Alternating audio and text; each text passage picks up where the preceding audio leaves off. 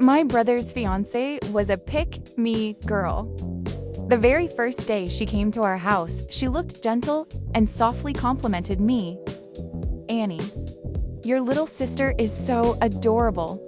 The very next second, she spilled coffee all over the limited edition handbag my brother had just given me. Her eyes welled up with tears and she said in a soft voice, "I'm so sorry, little sister.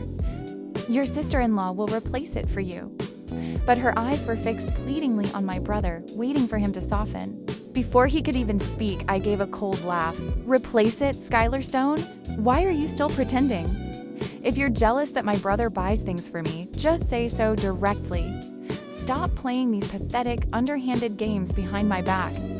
I shoved the bag right up to her face. "Don't you find yourself disgusting?" Skylar quickly retreated, looking pitiful, her eyes sweeping across everyone in the living room.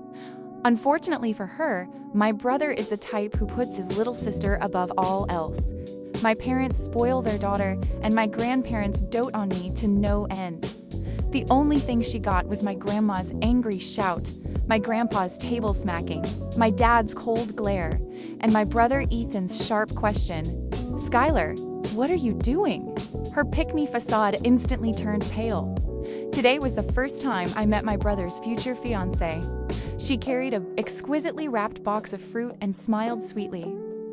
"Hello, Uncle and Aunt. Hello, Grandpa and Grandma. I'm Skylar Stone." She bowed slightly, looking very humble. "Kids are so formal. Just coming to visit is enough, no need for gifts. Come on in and sit down," my mom chuckled warmly. My dad also nodded with satisfaction. Skylar stepped inside, her gaze landing on me, her smile deepening. This must be his little sister, Olive. She's as pretty and lovely as he said. "Hello, dear." I returned her greeting with a sweet smile. Ethan wrapped his arm around her shoulder, his voice filled with a hint of pride. "This is my little sister, Olive Allen. Ollie, this is your future sister-in-law, Skylar Stone." "Hello, sister-in-law," I chirped, my voice clear. "Look what I brought back for you, Ollie," my brother said, pulling out a box. "You mentioned wanting this bag last week, so I bought it for you." My eyes lit up and I jumped. "Really? I thought I had to wait 2 more months to get one."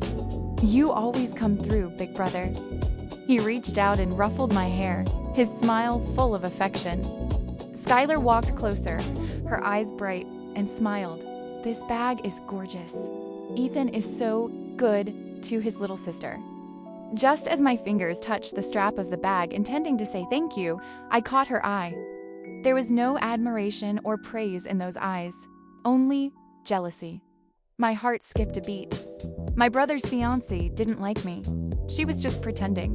Afterwards, she continued to chat with my parents, her voice honeyed, every word skillful and flawless. My brother kept beaming. "Mom, Dad, isn't Skylar great? She's gentle, understanding, and even cares about my little sister." "Great? Hardly," I thought, secretly rolling my eyes. My parents kept smiling and responding, and the atmosphere in the living room was harmonious and pleasant.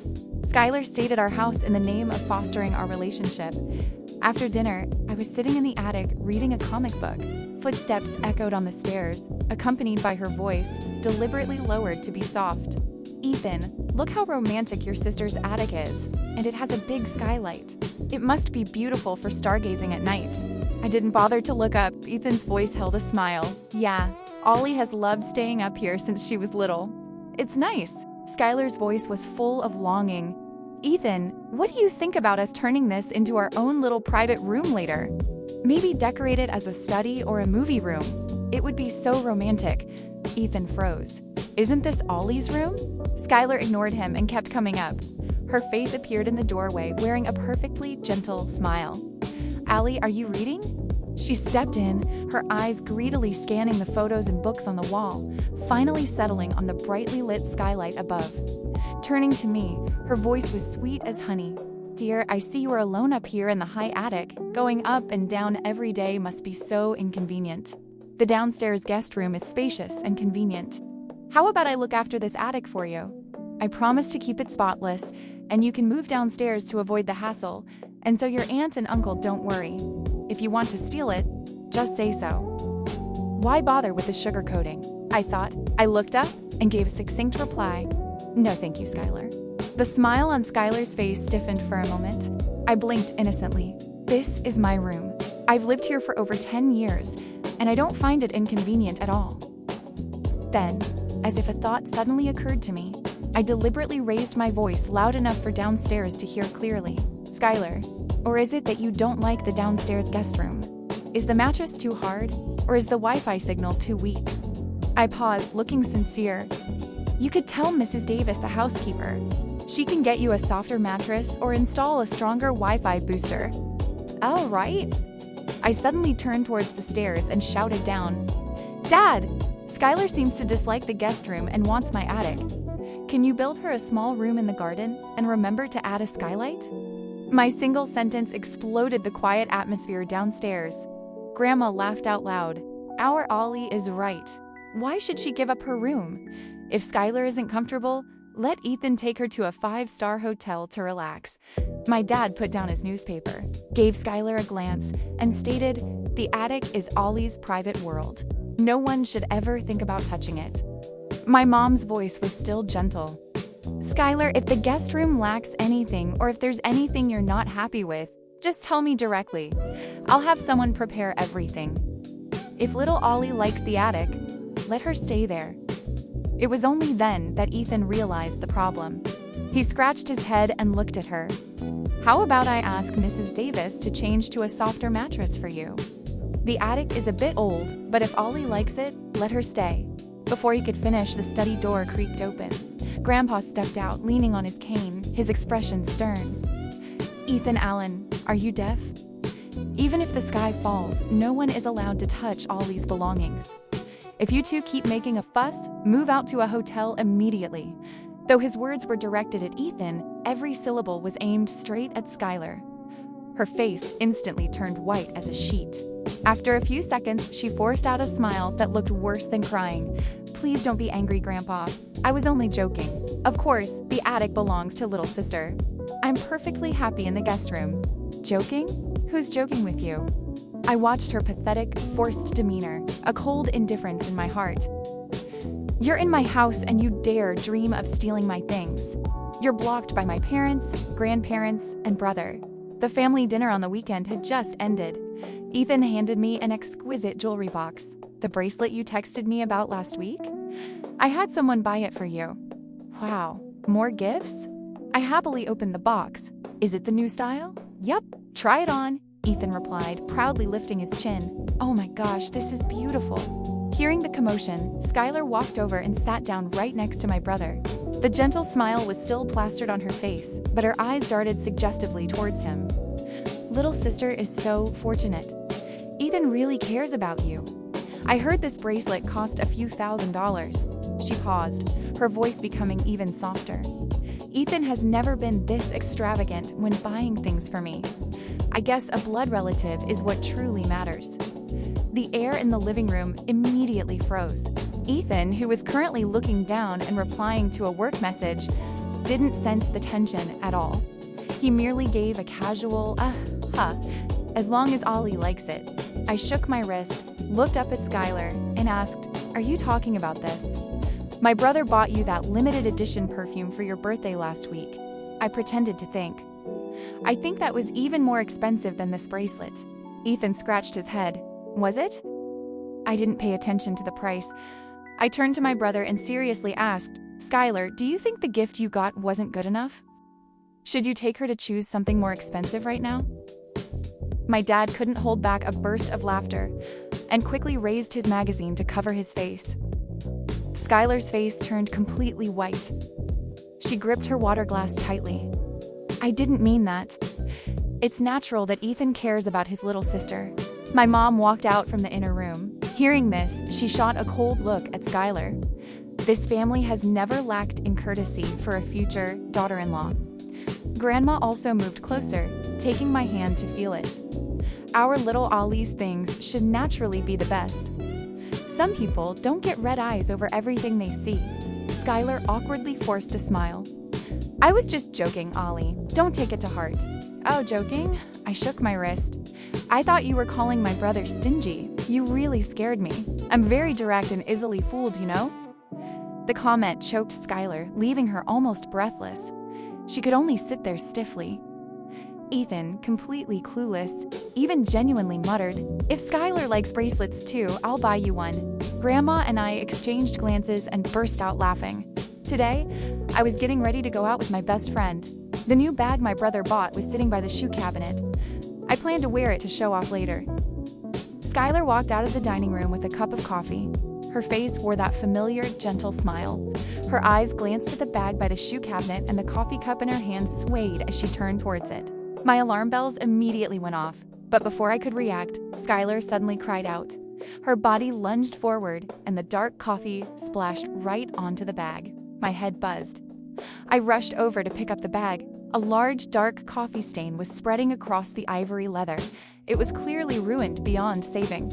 I stared at the stain, a fire of rage shooting to my head. This was a global limited edition, only 10 in the world. It was a thoughtful gift from my brother, and it was completely destroyed. "Skylar Stone!" My voice shook with fury. "What the heck are you doing?" She instantly reddened her eyes, frantically grabbing a napkin. I'm so sorry.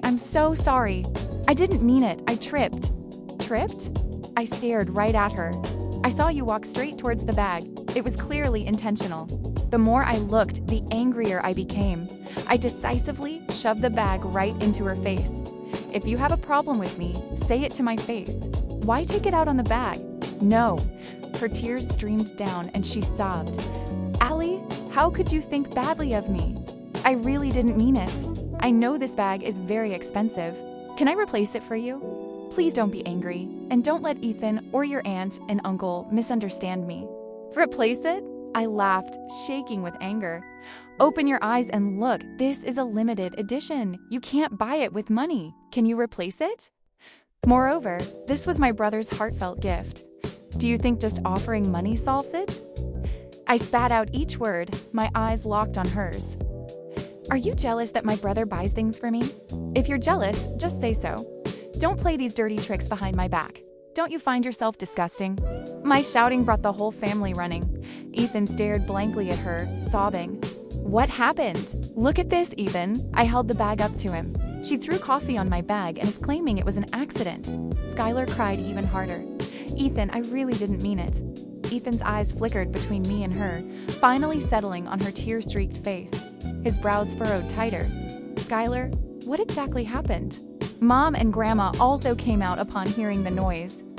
Mom frowned and asked, "Isn't that the bag Ethan just gave Ollie? You say it was an accident? But little Ollie said she saw you intentionally walk towards the shoe cabinet. How do you explain that?" Skylar bit her lip, tears streaming. "I really didn't see it. I didn't see it." Grandma strode to stand beside me. Our little Ollie has never falsely accused anyone in her life. If she says she saw it, then she saw it. Are you trying to fool us old folks? Not a chance. Grandpa emerged from his study, slamming his cane hard on the armrest of his chair. Outrageous. Absolutely outrageous. How dare you mess with Ollie's things right in our house? Do you take us for fools? Skylar was trembling with fear, choked with sobs. "Grandpa, I really didn't." Grandma cut her off, taking a half step forward. "Fine then. You will pay for it at the exact original price, not 1 penny less. And right now, you will apologize to little Ollie sincerely. Otherwise, no one is leaving this house today." The living room fell silent. The family's eyes were locked on Skylar, a heavy scrutiny that made it hard for her to breathe. In Ethan's eyes, there was a complex mixture of doubt and disappointment. My parents' faces were grim. My grandparents glared, their intimidating presence filling the air. The atmosphere was so tense, it felt like it would explode with a touch. Skylar sank down, crying and wiping her tears, trying to grab Ethan's arm, but he leaned away, avoiding her touch. He didn't look at her, but turned to me first. "Allie, were you scared? I'll find a way to buy you another one." "Don't be sad. I didn't say anything." The anger still caught in my chest. Seeing this, Skylar cried louder. "Ethan, I truly didn't mean it." It was then that Ethan turned back to her, his gaze icy. "Crying won't solve anything. Apologize to Ollie." Skylar was stunned, not expecting him to be so cold. Hesitantly, she said, "Ollie, I'm sorry." "I can't hear you," Ethan cut in. "Say it sincerely." She bit her lip and repeated, trembling, "I apologize." Grandpa gave a cold snort. "Ethan's right. Crying is useless. If it weren't for a slight hint of remorse in your attitude, I would kick you out today," Ethan added, his eyes fixed on Skylar. "Remember this. Stay away from Ollie's belongings in the future. If I ever see you upset her again, I won't wait for Grandpa and Grandma to speak. I will kick you out myself." Skylar's face was white as paper. She nodded slightly, not daring to cry anymore. Ethan finally turned back, gently stroking my head. "Don't be mad anymore, okay? Tonight, I'll take you out for hot pot at your favorite place." I thought after the previous confrontation, Skylar would behave and quiet down. Unexpectedly, after only a few days, she started a new trick. That day, she sat huddled in the corner of the sofa, her eyes still red and swollen, occasionally glancing furtively at Ethan with cautious eagerness to please. Ethan seemed not to notice, focusing on his phone, sitting a full meter away from her. Suddenly, she let out a small cry and jumped up. "Ethan, have you seen my bracelet? The one my grandmother left me?" Skylar's voice was shaky, tinged with a choked sob. Ethan gave her a cold glance and shook his head slightly. "I was wearing it yesterday. I took it off to clean it, and when I turned back, it was gone." Her voice grew frantic. "It's the only thing my grandmother left me." She began frantically searching the sofa cushions, throwing the pillows onto the floor. "Don't panic. Try to remember," my dad said, frowning at her. Skylar searched through several rooms in the house. "I looked everywhere.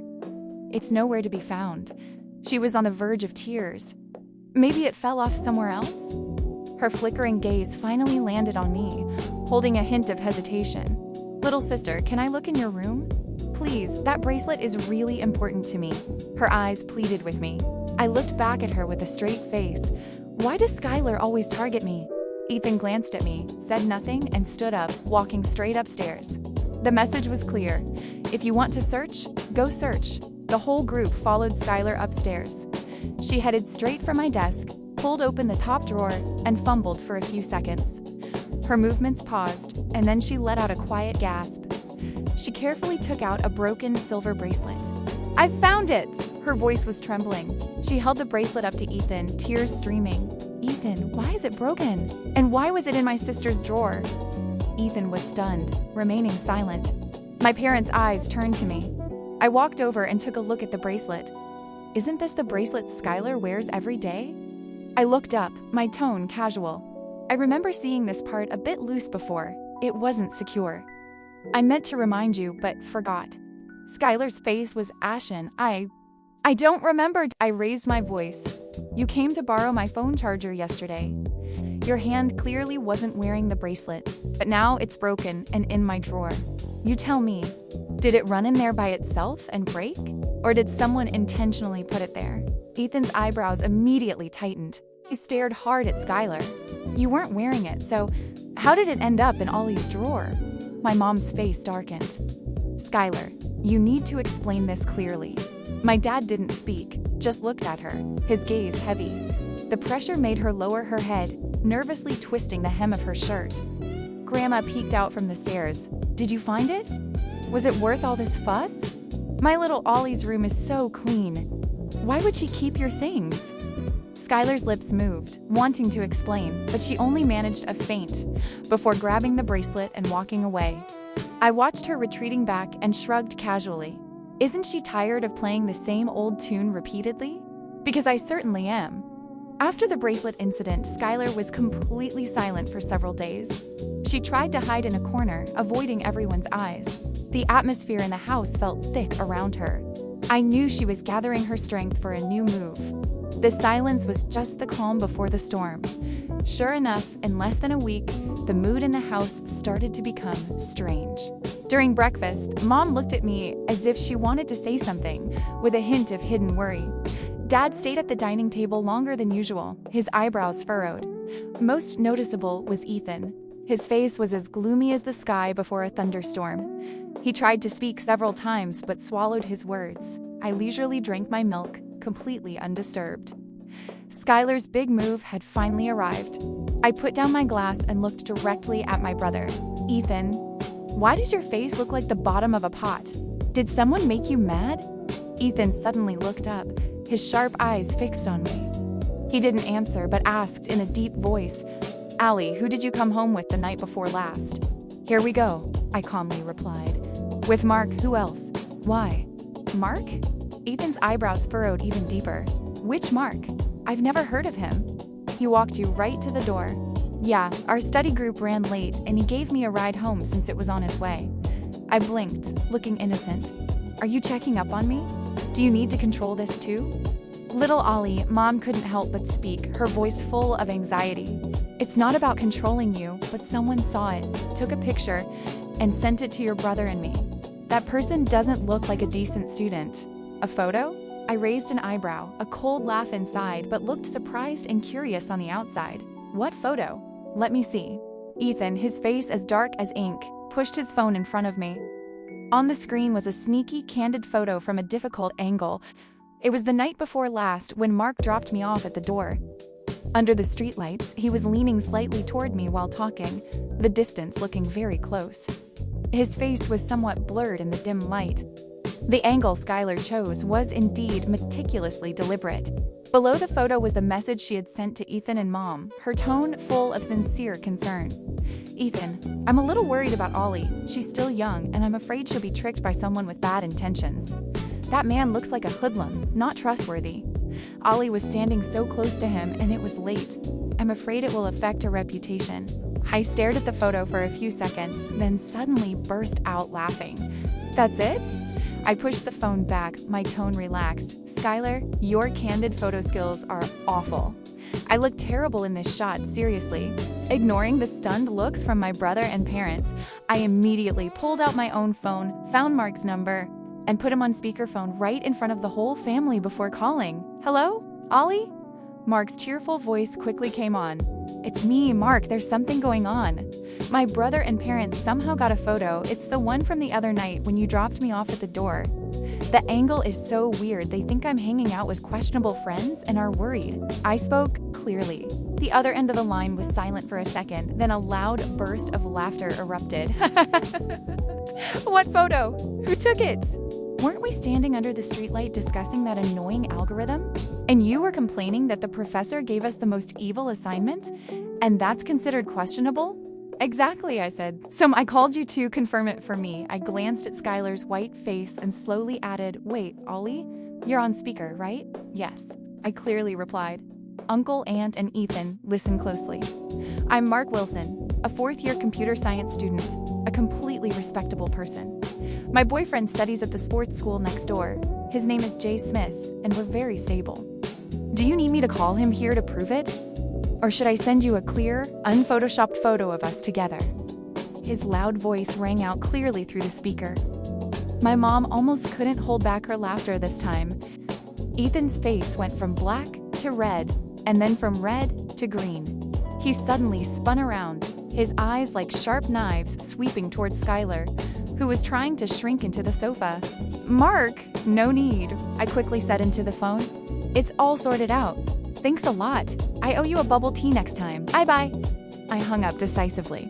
The living room was dead silent. I turned to Skylar, the sweet, harmless smile back on my face. "Skylar, you're so worried about my reputation? Why didn't you just ask me directly?" I tilted my head, my smile broadening. "Or were you hoping for me to get a bad reputation?" "Olive Allen, you're slandering me." Skylar jumped up, her voice shrill in protest. "Enough!" Ethan also jumped up, pointing a finger at her, his chest heaving with anger. "Skylar Stone, you dared to take candid photos of Ollie and then lie about it? What trash is in your head?" My dad slammed his teacup onto the table with a dull thud, his face grim. "Skylar, you have disappointed us too much." My mom tightened her grip on my hand and spoke icily right to Skylar's face. "Stay away from my daughter from now on. If I ever find you pulling one of your dirty tricks again, don't blame me for being ruthless." Skylar's face was chalk white, her body trembling. The only thing left in Ethan's eyes for her was disgust and coldness. "I apologize, Ethan. I apologize. Uncle and Aunt, I'll go back to my place for now." Skylar covered her face and rushed out. After Skylar left, my life was much more relaxed. For Grandpa's 70th birthday, our family reserved the most luxurious ballroom in the city. Grandpa held my hand tightly, proudly introducing me to every one of his old friends. Skylar, dressed lavishly, walked in. Her face wore a suitably demure smile, but the smile was strained and stiff, and a layer of stubborn gloom still clung to her eyes. I knew she was trying her best to endure. At the Allen house, she had nowhere left to run. Today was her last chance. She would either completely overthrow me. The party was reaching its climax. The giant cake was rolled out amidst everyone's well wishes. Grandpa picked up the knife to cut the cake. Right at that moment, there was a loud crash. A champagne tower was accidentally knocked over by a waiter. The crowd immediately erupted in noise and chaos. Just then, a man in a waiter's uniform suddenly darted out. He pulled a shiny, sharp object from his chest and screamed hysterically, "Old man, I'll get you!" He lunged with the knife toward Grandpa, who was standing by the cake, completely off guard. A chorus of shocked screams filled the hall. Everyone froze in disbelief. Just as I was about to rush forward, a strong force shoved me away, making me stumble. It was Skylar. She screamed, "Grandpa, be careful!" and spread her arms, lunging straight toward him. The sound of the blade piercing flesh was distinctly audible. Fresh red liquid gushed out like a stream, immediately soaking the chest of Skylar's pristine white dress, spreading into a large crimson patch. She let out a small cry of pain and collapsed right at Grandpa's feet. Her hands trembled as she clutched the profusely bleeding wound. Her body convulsed violently. The whole hall went silent. Then, a collective shriek of terror rang out. Ethan rushed over first, his voice trembling. "Skylar?" Grandpa was jostled but fortunately caught by my dad in time. He looked in horror at the bleeding figure at his feet. Security guards quickly swarmed in, tackling and restraining the attacker. Skylar lay on the floor, her eyes gradually becoming unfocused, her breath as weak as a thread. Every word she spoke seemed to use up her last bit of strength. "Ethan, don't blame Ollie. I did this willingly. All that matters is that everyone is safe." Everyone's eyes simultaneously turned to me. A round of sharp gasps echoed around. Ethan looked up, his eyes locking onto mine. Everyone was waiting for my family to condemn me. But Ethan suddenly roared, "Shut up!" The entire hall was stunned. Skylar froze on the ground, forgetting even to cry. Only I kept smiling, looking straight into my brother's eyes. "It can't be Ollie. There must be a misunderstanding," I knew he was thinking. I fixed my eyes on Skylar's distorted face, and suddenly I took a step. There was no panic or fear on my face, only a bone-chilling coldness and extreme suppressed anger. I pushed away my grandma, who was protecting me, and quickly walked up to Skylar. In that instant, even the person gasping for breath on the floor didn't have time to react. I abruptly crouched down, my hands tightly grabbing the blood-soaked chest of her dress. The screech of fabric tearing echoed across the silent ballroom. I fiercely ripped apart the front of Skylar's expensive dress. A patch of pale skin was revealed under the bright light. No wound, no stab mark. Only a flattened, clear plastic bag stuck inside the dress lining. Drops of fake, dark red liquid slowly dripped down. The pained, noble expression on Skylar's face instantly froze. Her eyes were wide with terror. Ethan's hand, which was clutching her, also paused in midair, the look of sorrow and struggle instantly turning into empty astonishment. The faces of the guests collectively changed. "Have you finished your act?" I stood up straight. "To frame me, you dared to use Grandpa's life as a prop." I stared at Skylar's pale face, my voice as cold as ice. "Skylar Stone, your tactics are truly despicable and sickening." Amidst the sudden uproar in the hall, Skylar's body trembled violently. She suddenly burst into sobs. "Ethan, you have to believe me. She's framing me, framing me." Ethan violently tossed the sharp object onto the floor in front of her. "My sister has never hurt a fly since she was small. She'd mourn over an ant for 3 minutes. You claim she hired someone to attack? You dared to use Grandpa, dared to frame Ollie and put on this whole show? You are so wicked. It's terrifying. I must have been blind to believe in you, Skylar Stone. Get out of the Allen family home immediately. From now on, there is no relationship between us." My dad angrily shouted at the security guards to drag her out and to immediately cancel all collaborations with the Stone family. My mom tightly embraced me, her hand shaking as she stroked my hair. "You scared me to death, sweetie." Grandpa furiously slammed his cane on the ground. "That wretch! How dare she pull this trick at my birthday banquet?" Grandma stepped up to Skylar, who was being held tightly by the guards, her voice not loud, but every word clear. "Everyone here today is a witness. Anyone who dares to associate with this woman is going against the Allen family." As she was being dragged out, Skylar kept screaming, "It wasn't me! It wasn't me!" But no one paid any attention. Ethan lowered his head, his voice heavy. I was blind and didn't see her true nature. Grandpa laughed, patting my head. "Our little Ollie is still the smart one." Grandma waved her hand, calling the staff to bring the cake. "Don't delay the cake cutting. Give little Ollie the biggest piece." The music resumed. Guests swarmed to comfort me. I leaned into Mom's arms, looking at my brother's apologetic eyes, and gently blinked, my tone casual. "Don't worry. I knew a long time ago she wasn't a good person. Do you believe me now?" Skylar completely disappeared from the Allen family's world. My family was true to their word, cutting off all relations, implementing a commercial blockade, and spreading the word socially, making it impossible for her to live in the country. I heard she eventually had to quietly follow her parents and flee south. My life returned to peace. A while later, Ethan suddenly announced he was bringing a friend home for dinner. "Hello, Uncle and Aunt." "Hello, Grandpa and Grandma." A girl's voice, clear, natural, and lively. "I'm Viola Lynn, Ethan's friend. I brought a small gift for my first visit. Please come in and sit down." My mom smiled warmly. "Hi, I'm Ollie." I jumped down the stairs looking curiously at the girl. "You must be Ollie, right? Ethan often talks about you, saying you're extremely cute. Oh my gosh, your dress is beautiful.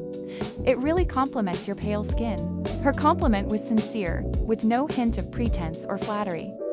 I blinked, my smile radiant as I replied, "Thanks, Viola. You have excellent taste."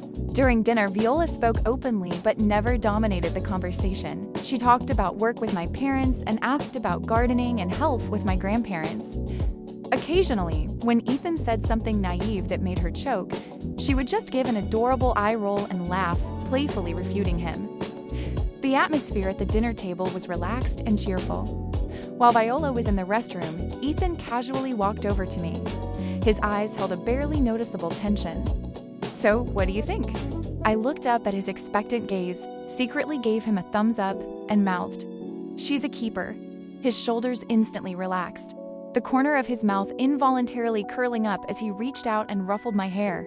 Grandma, sitting nearby, elbowed him. "Now you have to go through Ali's approval before dating?" The whole family burst into laughter. I nodded smugly. "Of course." The afternoon sun shone through the large dining room window, illuminating the radiant smiles on everyone's faces.